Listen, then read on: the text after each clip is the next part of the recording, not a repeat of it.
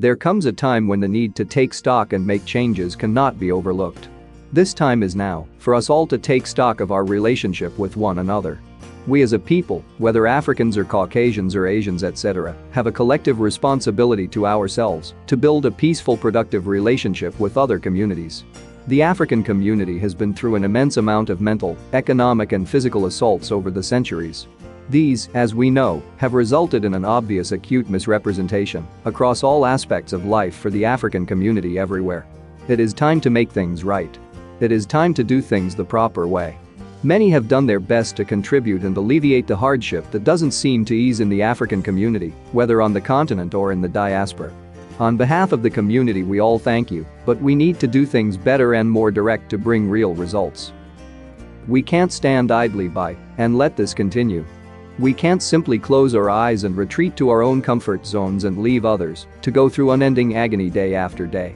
Now we call on you to hold hands with us to see this through. Help us make this vision of a fairer world possible. To send a message to the generations coming up that we haven't completely abandoned one another.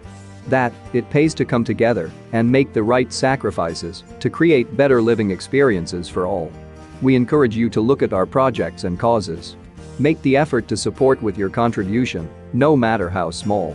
And spread the work of your generosity to encourage others to follow your footsteps to help us to really lift Africa and its children out of the depth it's sunk into. Together we can build the foundations and necessary path to bring about the true liberation we all want to see in the world. We appreciate you for being with us through this journey.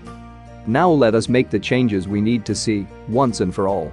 Let us not pass the task and responsibility on to the next unsuspecting generation. We can't let this cumulative burden become too heavy and risk destroying any chance we have of salvaging our society. It is a daunting task, but it is even worse so for the individual African community members that have to endure it daily. We can't look away and let others resign themselves to being considered and treated as though they're unwanted in society. None of us pre-selected the place and condition to be born in.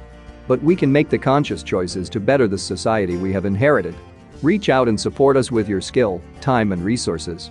And help us make this society fairer for all. Thank you and God bless you.